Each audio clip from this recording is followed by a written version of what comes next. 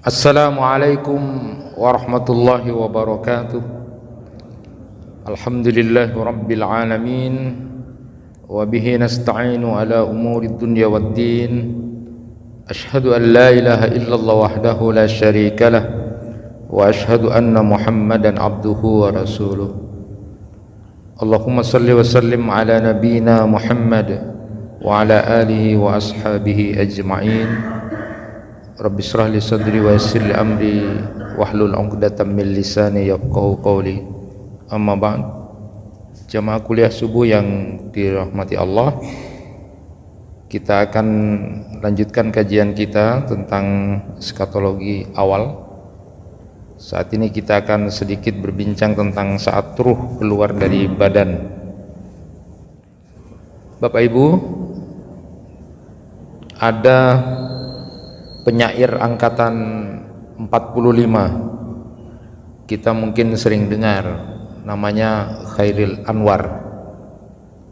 Hanya Khairil Anwar yang kemudian menyatakan yang kita kenal, aku ingin hidup 1000 tahun lagi. Ini penyair angkatan 45. Ternyata Khairil Anwar ini meninggal usianya 27 tahun. Jadi umur 27 tahun sudah meninggal dunia. Dialah yang kemudian kita kenal dengan aku ingin hidup 1000 tahun lagi. Allah Subhanahu wa taala berfirman di dalam Quran surat Al-Jumu'ah ayat 8, Qul innal mautal ladzi tafirruna minhu fa innahu mulaqikum. Katakan, sesungguhnya kematian yang kamu lari darinya, maka sesungguhnya kematian itu pasti akan menemuimu. Ada yang menarik, seorang penulis dan pemikir tasawuf modern, Pak Agus Mustafa itu, saya sempat beberapa tahun yang lalu ikut mengikuti apa yang menjadi kajian-kajian beliau itu. Jadi mulai dari samudra ruh dan jiwa, lalu kemudian melawan kematian, lalu heboh spare part tubuh kita, lalu berbicara tentang lorong sakaratul maut, sampai berbicara tentang jejak nyawa itu. Ya cukup menarik juga sih untuk pemikir modern ya, walaupun ada yang banyak yang tidak setuju juga. Tetapi saya mengambil beberapa intisari dari tulisan beliau itu ketika bercerita tentang kematian itu. Jadi tubuh kita ini terdiri dari 3 gitu, beliau gambarkan. Ada yang namanya tubuh kita, jasad, lalu kemudian ada jiwa, lalu kemudian ada ruh. Yang kemudian beliau gambarkan seperti kalau komputer itu hardware-nya itu jasad kita ini. Jadi tubuh kita ini hardware. Lalu jiwa itu software-nya. Sedangkan ruh itu adalah listrik. Jadi listriknya. Jadi kita berbicara tentang listrik nanti yang nanti. Nah, dari salah satu serial diskusi tasawuf beliau, di serial diskusi ke-17, ketika di pengantar melawan kematian itu, beliau bercerita tentang zikrul mautnya beberapa orang ya, di antaranya Pak Harto.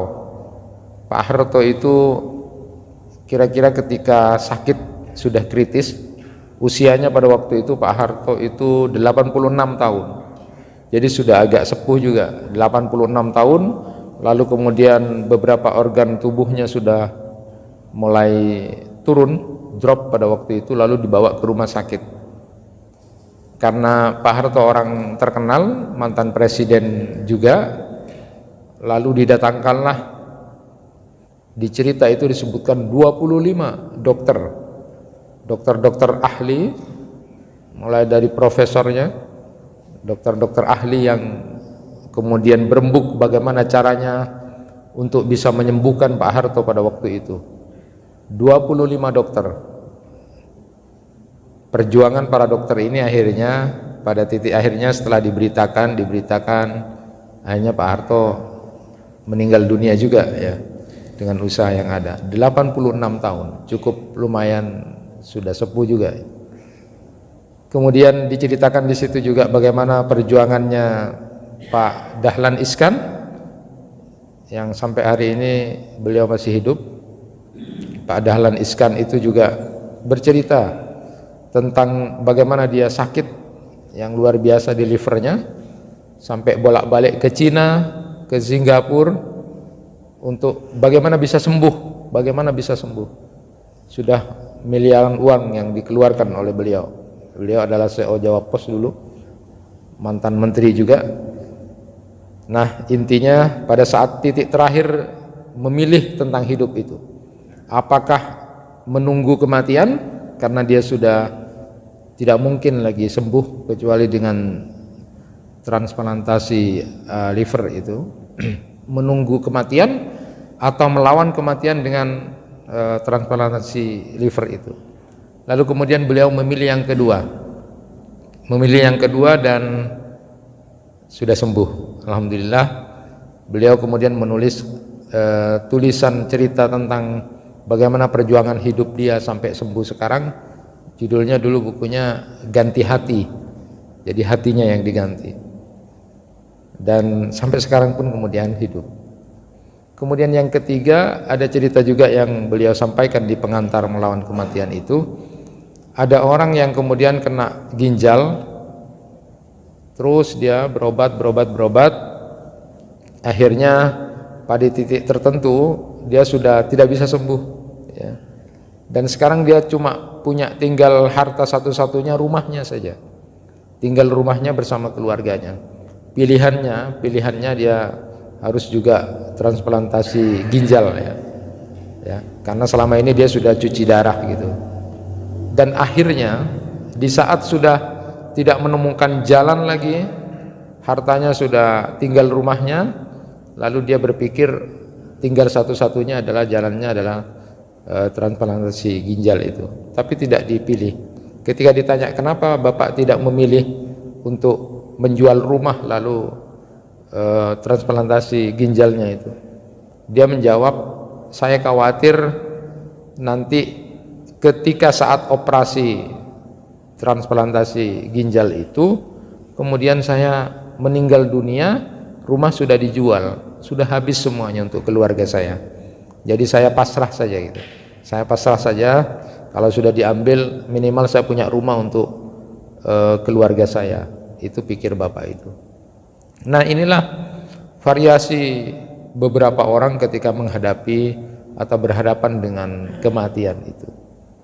Itulah cerita-cerita penting yang kemudian sama sebenarnya kehidupannya dengan kita ya.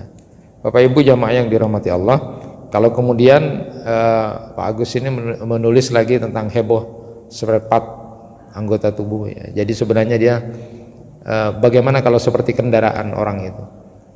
Jadi sebenarnya apa yang tidak bagus di anggota tubuh kita itu ganti saja gitu kan. Ada ginjalnya kah, paru-parunya kah, jantungnya kah, dan sebagainya, macam-macam.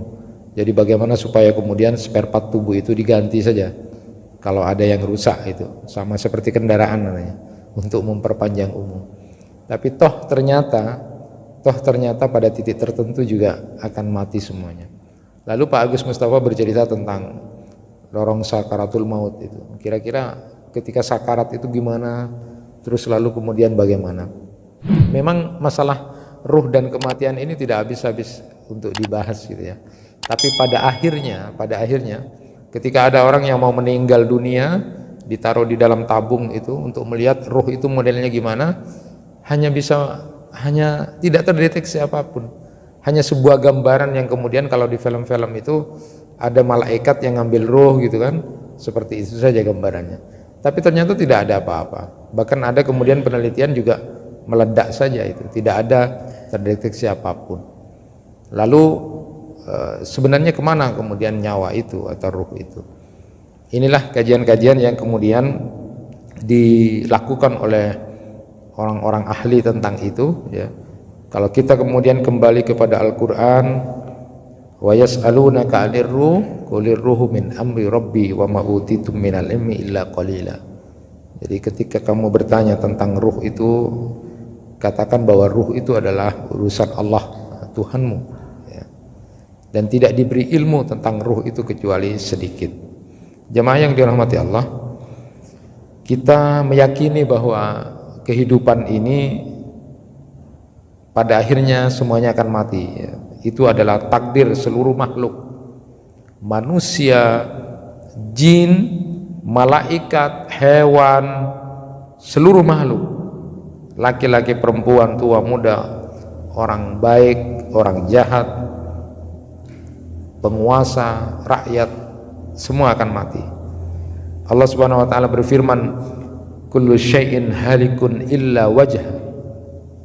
Tiap-tiap sesuatu pasti binasa kecuali Allah, dalam Quran surat Al-Qasas ayat 88. Juga di dalam Quran surat Ar-Rahman ayat 26-27 yang sering kita dengar, kullu man 'alaiha fan wa yabqa wajhu rabbika dzul jalali wal ikram.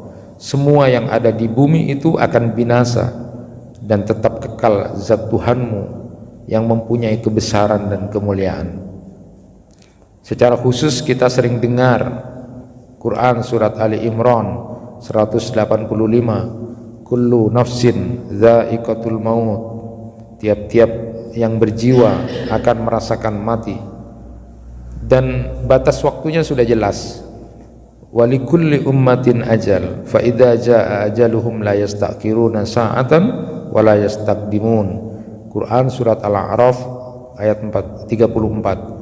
Tiap-tiap umat mempunyai batas waktu, maka apabila telah datang waktunya, mereka tidak dapat mengundurkannya barang sesaat pun dan tidak pula memajukannya. Hanya kapan pastinya mati itu adalah termasuk perkara gaib. Quran surat Al-An'am ayat 59, wa indahu mafatihul ghaib la ya'lamuha illahu. Dan pada sisi Allah lah kunci-kunci semua yang gaib, tidak ada yang mengetahui kecuali Dia sendiri. Nah, apa kunci-kunci kegaiban itu? Berdasarkan hadis riwayat Salim bin Abdullah, Rasulullah sallallahu alaihi wasallam bersabda, mafatihul ghaib khamsun la ya'lamuhunna illallah. Lalu kemudian beliau membaca Quran surat Luqman ayat 34, innallaha indahu ilmus sa'ah wa yunzilul ghaitsa wa ya'lamu ma fil arham wa ma tadri nafsum madza taksibu ghada wa ma tadri nafsun bi ayyi ardin tamut innallaha alimun khabir. Kunci-kunci gaib itu ada 5, tidak ada yang tahu semua kecuali Allah.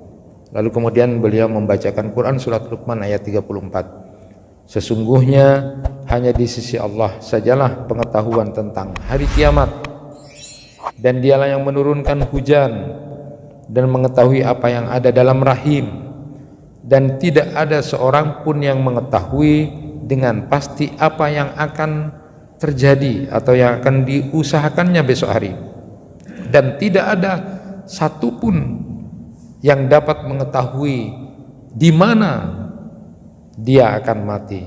Sesungguhnya Allah Maha mengetahui lagi Maha mengenal. Nah, jemaah yang dirahmati Allah, berbicara kematian itu bila tiba waktunya, maka sebenarnya itu adalah ketenangan. Jadi mati itu adalah ketenangan. Jadi bagi seorang mukmin, bila sudah tiba waktunya, mati itu adalah nikmat, ya, nikmat. Karena itu adalah ketenangan.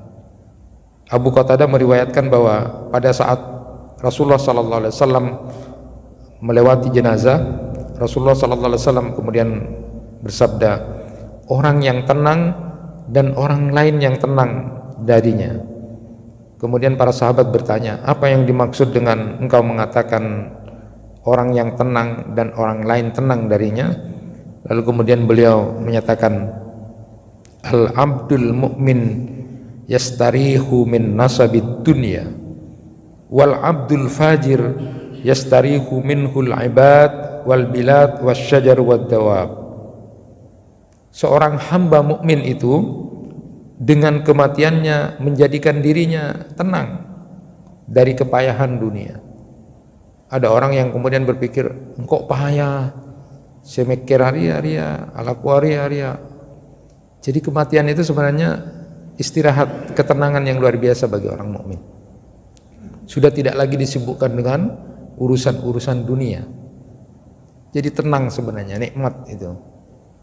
Lalu kemudian buat orang yang jahat, maka kematian itu akan menenangkan orang-orang yang ada.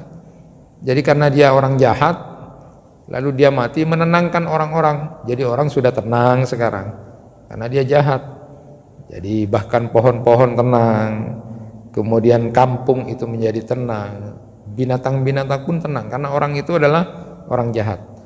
Jadi itulah yang dimaksud dengan ketika melihat jenazah itu adalah ketenangan, lalu kemudian orang lain yang tenang darinya. Jadi ketika kematian itu digambarkan sebuah ketenangan, istirahat dari jenuhnya persoalan-persoalan dunia. Itulah yang terjadi bagi orang mukmin. Sedangkan bagi orang fajir, maka itu adalah menenangkan orang yang ditinggalkan. Sebenarnya yang terpenting itu adalah kematian dalam kondisi yang baik.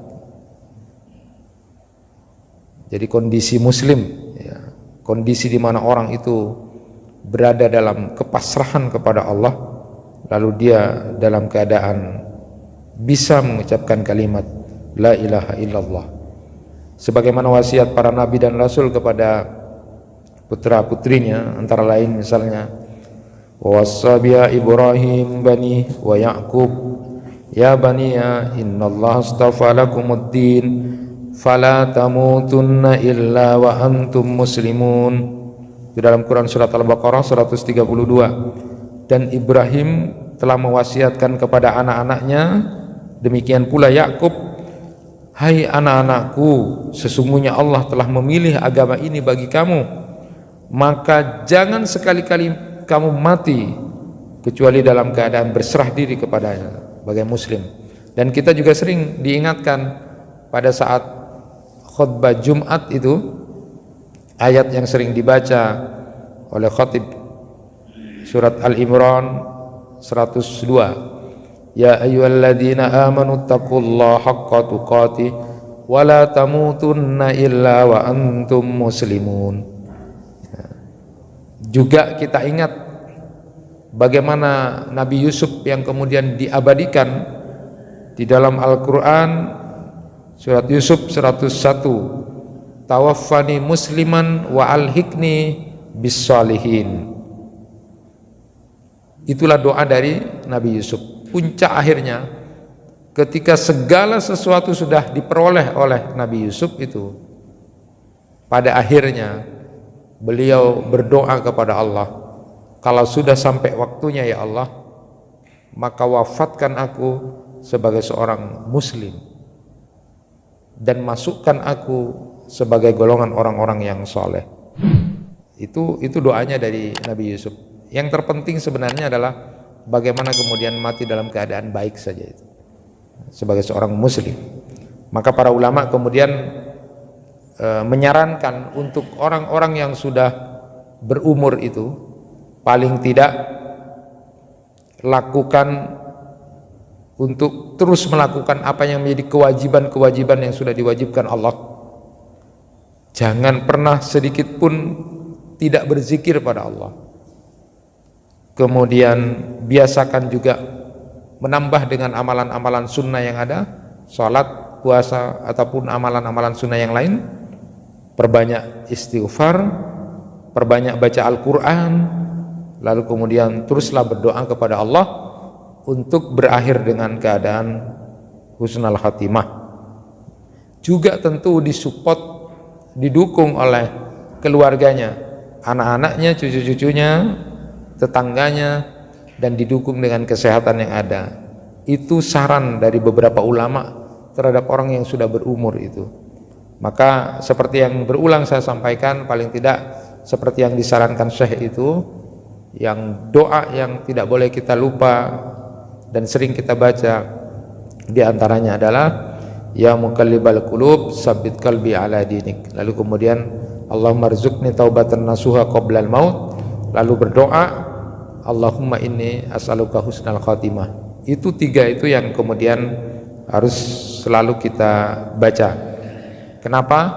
Yang pertama adalah minta kepada Allah agar kita tetap berada dalam jalan ketaatan kepada Allah. Karena bagi Allah mudah saja membolak-balikkan itu. Ketika Aisyah radhiyallahu anha bertanya kepada Rasulullah, kenapa engkau ya Rasul masih berdoa tentang hatinya supaya tetap dalam ketaatan itu? Apa kamu takut, cemas? Maka kemudian Rasulullah menjawab, siapa yang menjamin tentang masalah hati itu, iman itu? Ya. Bagi Allah itu sangat mudah. Dalam waktu singkat bisa saja berubah orang. Oleh karena itu teruslah minta kepada Allah dalam keadaan ketaatan kepada Allah. Jadi saya pernah menyampaikan itu tentang jangan merasa aman dengan iman kita. Jangan merasa aman dengan iman kita karena sudah merasa baik belum tentu. Maka teruslah minta kepada Allah agar hati kita tetap berada dalam ketaatan kepada Allah. Mudah orang. Dengan waktu yang sedikit, ada orang yang begitu sangat luar biasa ibadahnya, tapi tiba-tiba diuji oleh anaknya yang meninggal. Anaknya meninggal itu kecintaan, dan lalu kemudian tidak sabar karena begitu sangat cintanya sampai menjadi orang yang gila. Na'udzubillahi min dzalik. Ini contoh-contoh bahwa memang tidak mudah gitu. Maka teruslah minta kepada Allah, ya muqallibal qulub tsabbit qalbi ala dinik. Allahumma rzuqni taubatan nasuha qoblal maut. Allahumma inni as'aluka husnal khatimah. Itu paling tidak bacaan-bacaan yang perlu kita lakukan. Jemaah yang dirahmati Allah, Rasulullah sallallahu alaihi wasallam menerangkan sebagaimana diriwayatkan oleh Aisyah radhiyallahu anha, saat beliau mau menjelang meninggal dunia itu beliau membasuh mukanya ya. Kita tahu cerita itu, bagaimana Rasulullah sallallahu alaihi wasallam kemudian menaruh tangannya di air di baskom yang ada itu, lalu kemudian beliau mengusapkannya sambil mengatakan la ilaha illallah inna lil mauti sakarat. Sesungguhnya kematian itu ada sakaratnya, kata Rasulullah sallallahu alaihi wasallam. Jadi sakaro itu artinya menutup. Jadi seorang yang mabuk itu ditunjuk dengan kata sakron. Kenapa? Karena akalnya sudah tertutup, tidak dapat menyadari apa yang diucapkan dan dilakukannya. Nah, sakratul maut itu berarti adalah kesulitan, keperihan yang dialami seseorang beberapa saat sebelum ruhnya dicabut atau ruhnya meninggalkan badan. Jadi kalau di kamus Al-Munjid itu sakaratul maut itu adalah kesulitan yang dialami saat akan mati. Semua akan mengalami sakarat itu. Maka di Imam Al-Qurtubi itu dalam kitab At-Tadhkirahnya itu menggambarkan bagaimana Allah menjelaskan di dalam Al-Quran tentang dahsyatnya sakaratul maut itu. Pertama di Quran surat Qaf ayat 19, waja'at sakaratul mauti bil haqq dzalika ma kunta minhu tahid. Dan datanglah sakaratul maut dengan sebenar-benarnya, itulah yang dahulu kamu hendak hindari. Yang kedua Quran surat Al-An'am 93, walau tara idzal zalimuna fi ghamaratil maut. Alangkah ngerinya, kata Allah, sekiranya engkau melihat pada waktu orang-orang zalim itu berada dalam kesakitan saat sakaratul maut. Yang ketiga di dalam Quran surat Al-Waqiah 83, falaula idza balagatil hulqum. Maka kalau begitu mengapa tidak mencegah ketika nyawa telah sampai di kerongkongan. Yang keempat di Quran surat Al-Qiyamah ayat 26, kalla idza balagatit taraqi. Tidak, apabila nyawa telah sampai di kerongkongan. Nah, ayat-ayat ini menunjukkan bahwa semua orang akan mengalami apa yang disebut dengan sakaratul maut ya. Bahkan Nabi kita, Nabi Muhammad pun mengalami sakaratul maut itu. Ada hikmah yang kemudian bisa diambil, kata beliau, Imam Al-Qurtubi menjelaskan kenapa kemudian sakaratul maut itu dirasakan oleh semua orang. Bahkan para nabi dan rasul pun mengalami itu. Orang-orang saleh pun, orang-orang baik pun mengalami itu. Kita yang melihat peristiwa-peristiwa kematian itu hanya melihat tenang sudah mati, tenang sudah tidak ada. Padahal sebenarnya pada saat mau meninggalkan badan itu, ruh itu luar biasa dahsyat sakitnya. Apa hikmahnya? Yang pertama, kata beliau, agar menjadi pelajaran kepada manusia sadar untuk mengetahui bahwa kematian itu mengerikan, menakutkan pada saat sekarat itu. Dan itu pun dialami bukan hanya orang jahat misalnya, bukan.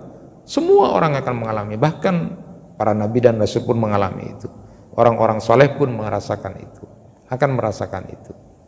Kemudian yang kedua, hikmahnya adalah peristiwa yang terjadi di dunia ini yang paling tinggi nanti cobaannya akan dialami orang-orang baik. Jadi para nabi dan rasul, orang-orang baik akan mengalami itu. Dan peristiwa sakarat itu juga untuk membersihkan. Jadi apapun yang terjadi untuk membersihkan, sehingga kemudian nanti pada saat urusan di akhirat akan dimuliakan menjadi tinggi. Karena cobaan itu sudah dialami sakitnya itu pada saat sudah di dunia. Terutama diantaranya adalah pada saat sakarat itu. Jadi itu untuk membersihkan, ya, untuk meninggikan derajat kita pada saat nanti di akhirat. Itu dua hikmah yang disampaikan oleh Imam Al-Qurtubi di dalam At-Tadhkirahnya. Di dalam Al-Quran memang kita memahami bahwa model kematian itu kan ada dua macam. Ada kematian mendadak dan ada kematian yang melalui sakit atau perlahan. Itu digambarkan di dalam Quran surat An-Nazi'at yang sering kita dengar, wan-nazi'ati gharqa wan-nasitati nasta. Jadi ayat yang pertama itu menggambarkan tentang kematian mendadak demi malaikat-malaikat yang mencabut nyawa dengan keras. Jadi ini gambaran tentang kematian mendadak itu. Jadi kematian mendadak itu sungguh dahsyat, sakit luar biasa. Cuma tidak kelihatan memang, karena sudah tiba-tiba sudah mati. Ya, itu kematian mendadak, tiba-tiba jantung. Itu asbab saja, tapi sudah izin Allah, sudah waktunya. Tapi kematian mendadak itu sakit luar biasa. Hanya orang melihatnya, oh sudah meninggal, oh tiba-tiba meninggal. Itu lebih sakit. Kemudian wan-nasitati nasta, dengan kematian perlahan itu. Dan demi pencabut nyawa dengan perlahan-lahan. Itu digambarkan sebagai kematian perlahan. Jadi walaupun itu kematian tiba-tiba itu tidak otomatis ya. Tidak otomatis sama seperti tidur. Karena ada sakaratnya, itu bedanya di situ.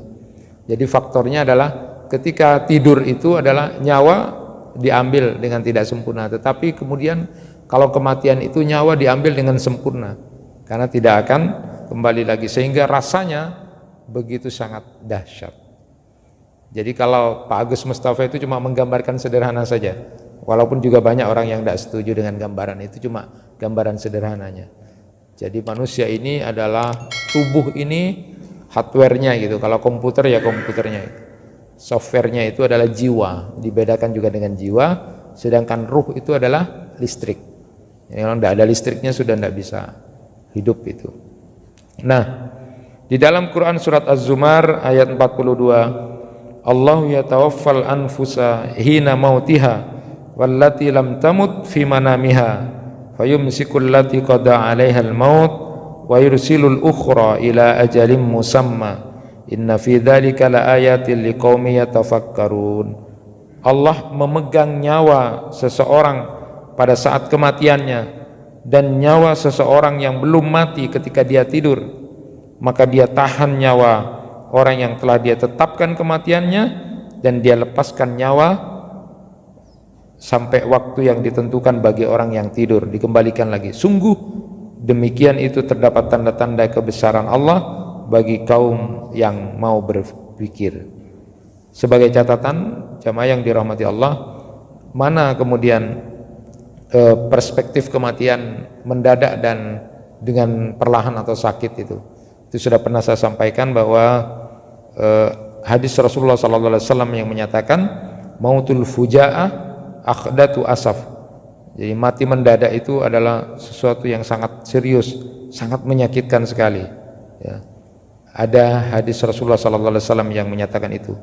Ali Al-Qari itu berkata begini, kematian mendadak itu merupakan dampak dari kemurkaan Allah ya, karena tidak memberikan persiapan kepada orang itu untuk bertobat, tidak memberikan kesempatan untuk dia menggugurkan dosa-dosa dengan sakit, sehingga menjadikan dirinya tidak siap. Sama dengan pendapat Ibnu Battal itu, wallahu alam, dalam kematian mendadak kata beliau, dia tidak sempat untuk berwasiat, dia tidak sempat untuk kemudian mengucapkan sesuatu pada saat sakit, dia tidak sempat untuk berbicara yang baik buat keluarganya karena dia mati dalam keadaan mendadak.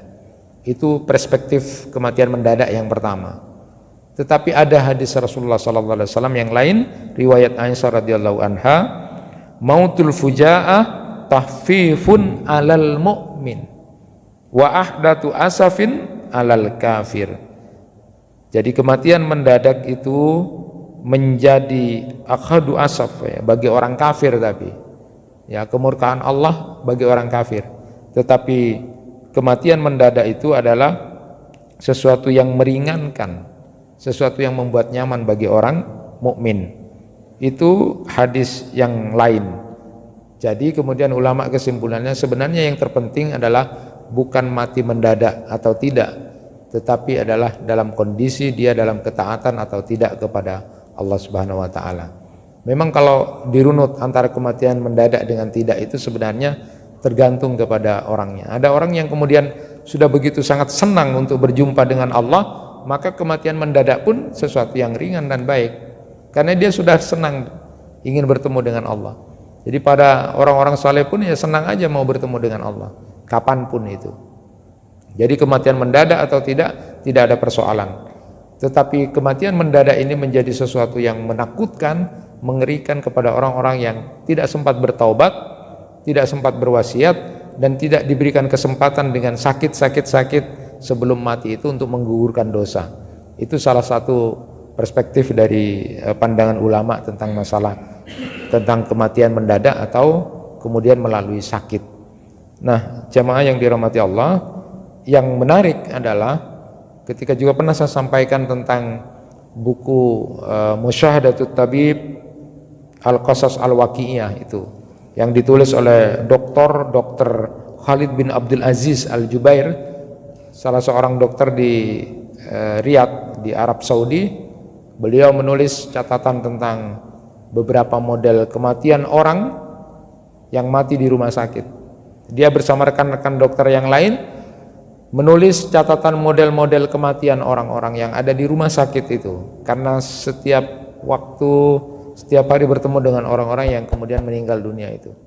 Lalu singkat cerita di buku itu, cerita tentang orang-orang yang mati di rumah sakit, pada titik kesimpulan bahwa apa yang dilakukan selama di dunia itu akan punya pengaruh besar pada saat orang itu akan mengalami kematian atau sakaratul maut. Ada pengaruh besar kebiasaan dalam kesehariannya itu.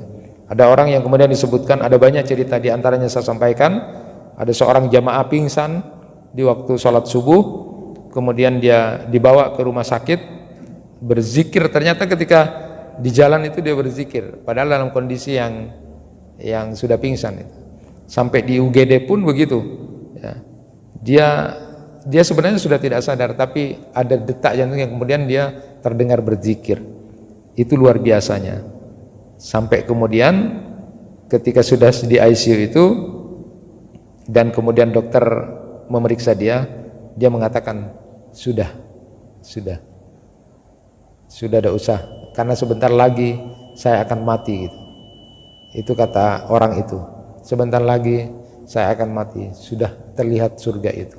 Dan betul setelah itu dia bersyahadat, membaca syahadat la ilaha illallah Muhammad Rasulullah, meninggal dunia. Luar biasanya ternyata orang ini setelah diteliti diadakan pengamatan oleh dokter ini, tertarik untuk datang kepada keluarganya dan tanya kepada orang. Memang dia ini adalah orang yang selalu datang ke masjid, kejar-kejaran dengan muadzin, artinya 5 menit 10 menit sudah datang ke masjid sebelum adzan, kejar-kejaran dengan muadzin itu. Dia tidak pernah kemudian lupa berzikir, dan satu hal, dia tidak pernah kemudian memikirkan aib orang lain. Dia tidak pernah ngerasanya dan memikirkan aib orang lain. Yang dia pikirkan adalah nasibnya diri sendiri, tentang aibnya, lalu kemudian dia selalu berzikir kepada Allah. Ini diantara contoh-contoh model kematian yang kemudian disampaikan. Ada beberapa gambaran, paling tidak 2 ayat yang mewakili gambaran tentang model kematian itu punya pengaruh atau berpengaruh dari apa yang dilakukan sebelum mati. Gambaran kematian orang-orang kafir, orang-orang zalim di dalam Quran surat Al-Anfal ayat 50. Walau tara id yatawaffal ladzina kafaru al malaikatu yadribuna wujuhahum wa adbarahum wa dhuqu adzabal hariq. Dzalika bima qaddamat aydikum wa annallaha laisa bidzallamin lil abid. Sekiranya engkau melihat ketika para malaikat mewafatkan orang-orang kafir seraya memukul-mukul muka mereka, wajah mereka, belakang mereka, rasakanlah siksa neraka yang akan membakar. Demikian itu disebabkan oleh perbuatan tangan kamu sendiri. Sesungguhnya Allah sekali-kali tidak menganiaya hamba-hambanya. Jadi gambaran di dalam Quran surat Al-Anfal 50 ini, pada saat sakarat itu dipukul aja, sudah mulai itu. Sakaratnya itu jauh lebih dahsyat. Dari depan, dari belakang sudah dirasakan itu. Gambaran bagaimana kematian orang-orang kafir, orang-orang zalim, orang-orang yang fajir itu. Sedangkan gambaran kematian hamba-hamba Allah yang taat saat ruhnya dicabut dalam Quran surat An-Nahl ayat 32. Alladzina tawaffahumul malaikatu tayyibin yaquluna salamun alaikum udkhulul jannah bima kuntum ta'malun. Orang-orang yang ketika diwafatkan oleh para malaikat dalam keadaan baik, dalam keadaan tayyibin, mereka para malaikat mengatakan salamun alaikum, masuklah kalian ke surga sebagai imbalan apa yang telah kamu kerjakan. Dengan indahnya kematian itu, walaupun mengalami sakarat ya. Sedikit berbicara ruh, saat dicabut dari badan, kita tahu ilmu tentang ruh ini sedikit. Wa yas'alunaka 'anir ruh qulir ruhu min amri rabbi wa ma utitum minal ilmi illa qalila. Sedikit yang diberikan. Pensyarah kitab At-Tahwiyah itu menjelaskan bahwa pendapat tentang ruh itu macam-macam. Apa sih esensi ruh itu? Ruh itu makhluk juga. Jadi ruh itu makhluk juga. Ruh itu ada yang mengatakan inti materi. Ada juga yang menyatakan ruh itu bukan inti materi, tapi juga tidak tahu.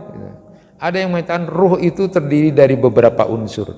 Ada yang menyatakan ruh itu adalah darah murni tanpa kotoran. Ada juga yang menyatakan ruh itu adalah insting panas dalam tubuh. Nah, macam-macam pendapat para ulama itu. Nah, petunjuk Al-Quran, hadis, ijma' sahabat dan akal menyatakan bahwa ruh itu adalah materi yang berbeda dengan jasad kita, sesuatu yang berbeda. Ruh itu adalah materi yang sifatnya cahaya, tinggi, ringan, bergerak, menembus raga, dan kemudian seperti zat minyak dalam minyak. Itu yang disebutkan oleh pensyarah dari kitab At-Tahwiyah ini. Jadi selama raga ini masih siap untuk menampung ruh itu, maka dia akan ada. Tapi kalau sudah tidak siap lagi, karena sudah rusak misalnya jasadnya atau raganya, maka dia akan kembali ke alam ruhani ya.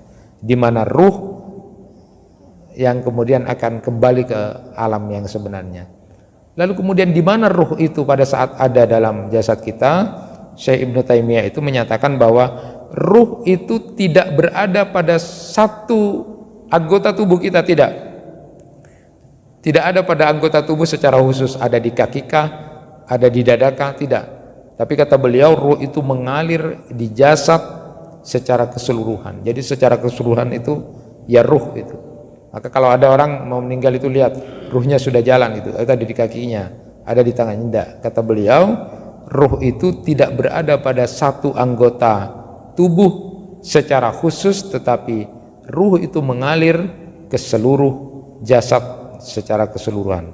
Nah, pada saat ruh keluar dari badan itu, apakah ruh juga akan mati? Nah, ini pertanyaan, apakah ruh itu juga akan mati? Karena ruh itu adalah makhluk juga.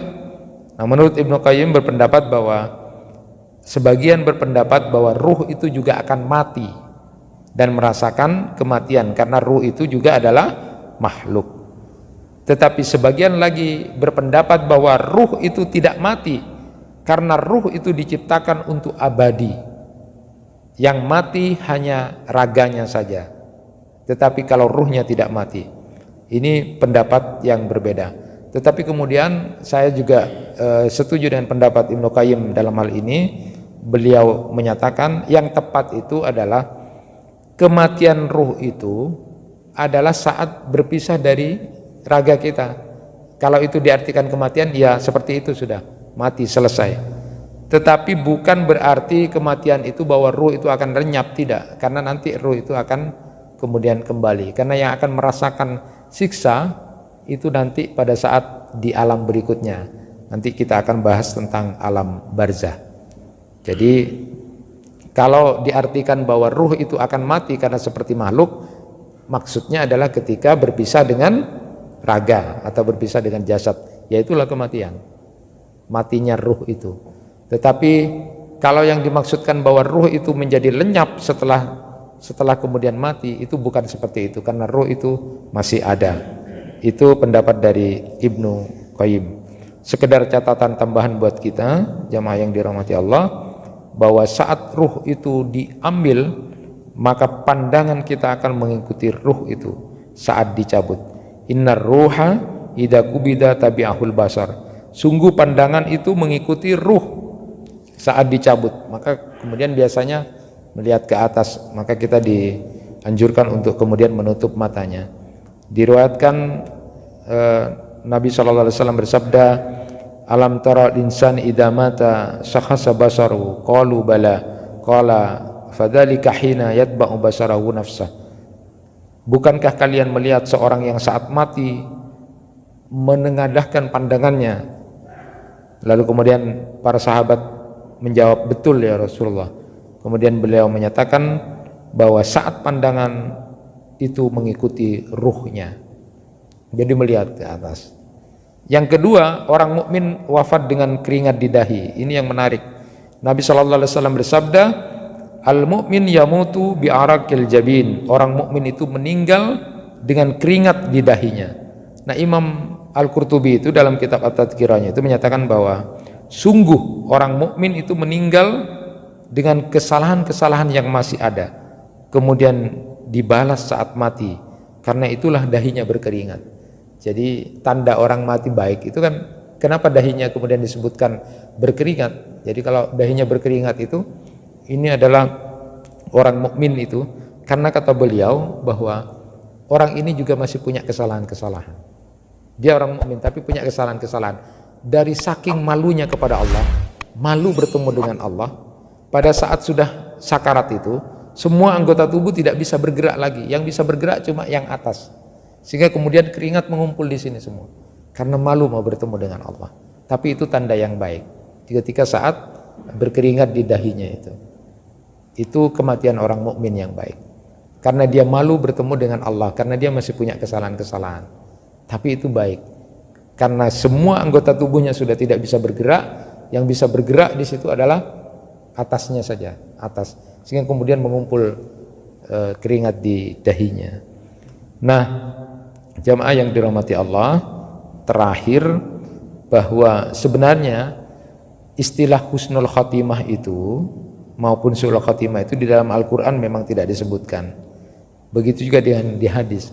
tetapi kalimat husnul khatimah itu, akhir yang baik itu hanya didasarkan pada hadis-hadis Rasulullah yang berbicara tentang akhir kehidupan manusia. Jadi ada orang yang amalnya baik tapi akhirnya jelek, ada yang begitu sebaliknya. Dari banyak hadis itulah kemudian kita mengistilahkan ada orang yang husnul khatimah, ada yang su'ul khatimah. Sebenarnya di dalam Al-Quran juga tidak disebutkan istilah itu. Begitu juga dengan di hadis, tetapi hadis-hadis Rasulullah menggambarkan tentang posisi dan keadaan sebagai seseorang ketika kemudian akan mengalami sebuah kematian. Pesan penting sebenarnya yang kita inginkan adalah innamal a'malu bil khawatim. Sesungguhnya apapun yang dilakukan manusia itu tergantung kepada akhirnya, endingnya. Ini juga menjadi rahasia kenapa kita tidak boleh mencemooh orang yang berbuat dosa atau salah itu, ya, jangan kemudian mencela sampai kemudian sudah tidak ada waktu tobat, tidak. Bisa jadi di saat akhir-akhir hidupnya dia kemudian bertobat lalu diterima oleh Allah, tapi kita masih dalam kondisi mencela. Oleh karena itu innamal a'malu bil khawatim. Jadi orang itu tergantung kepada akhir hidupnya, dan yang terpenting adalah teruslah dawamkan untuk kita berdoa kepada Allah agar pada saat nanti kita dipanggil oleh Allah Subhanahu wa taala bisa mudah mengatakan kalimat la ilaha illallah. Karena memang tidak mudah pada saat menjelang kematian itu. Di kitabnya Imam Al-Qurtubi At-Tadhkirah itu nanti diantaranya pada saat mau mati itu ada setan yang datang pada kita juga, setan berwujud bapak kita, setan berwujud ibu kita. Setan yang berwujud bapak kita mengajak, ayolah nak, ayo masuk Nasrani. Nasrani itu agama yang benar. Kemudian berikutnya ibu kita, kemudian ayo masuk Yahudi aja, Yahudi agama yang benar. Lalu kemudian tidak itu.